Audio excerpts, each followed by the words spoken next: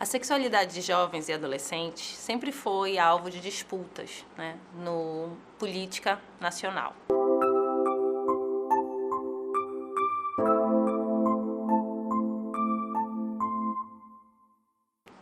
Desde 1928, tem leis que prevê uma educação sexual na escola, ou seja, quase um século que a gente já tem leis que estipulam a educação sexual nas escolas. Só que com um tom bastante higienista, né, muito concentrado na ideia de risco de engravidar, risco de ter uma doença, sempre na ideia de risco, muito uma educação moralizante, né. E esse cenário começa a mudar a partir da década de 80, né, com o advento da AIDS, né. Então, se começa a ter esforços mais significativos do Ministério da Educação, do Ministério da Saúde, para uma efetiva educação sexual.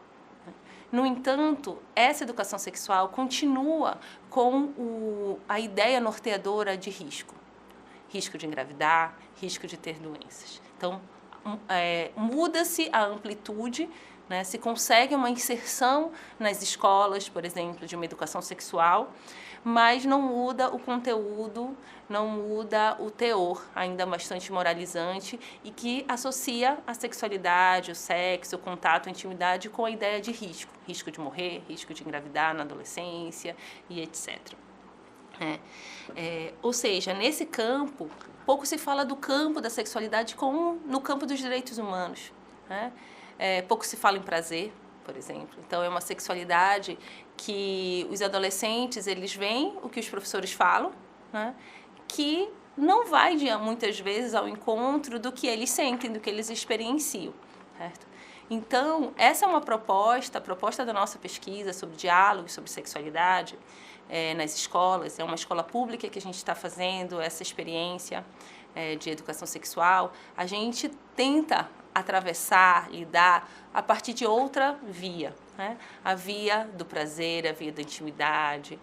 E não tem sido uma experiência fácil, né?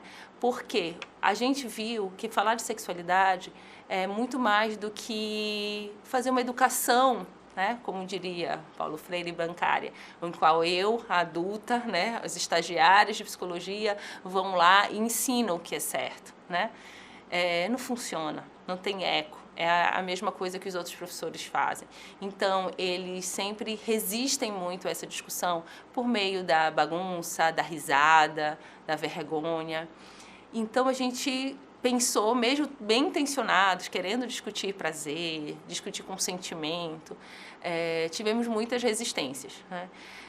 Porque é uma educação pelo esse formato de oficinas, esse formato de entrar numa escola e numa sala de aula com toda a turma presente e simplesmente ensinar.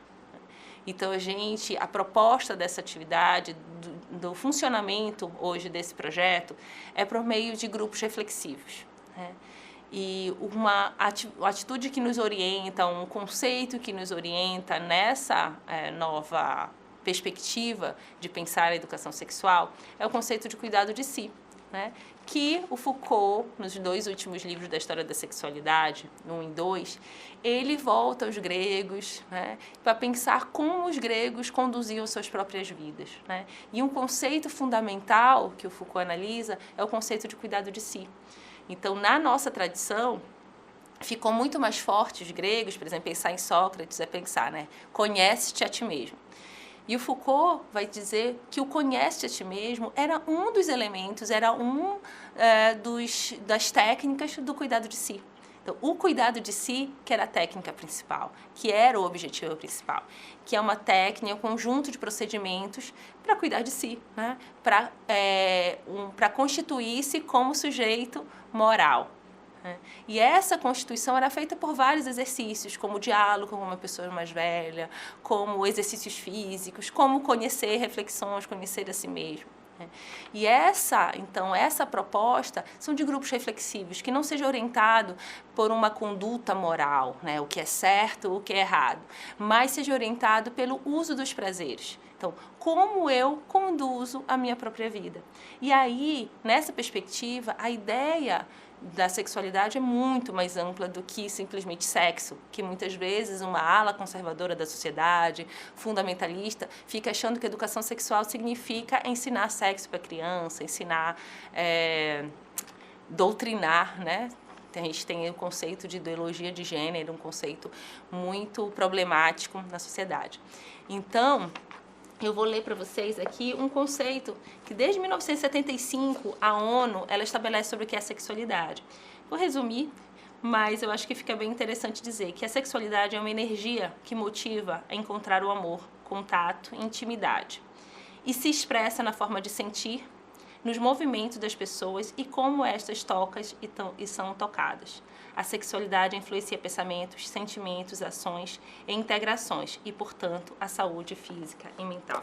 O nosso objetivo, então, é fazer com que os adolescentes discutam os usos dos prazeres, os usos dos corpos, os usos da intimidade, para que essa discussão conduza a decisões que levem à alegria e não ao arrependimento.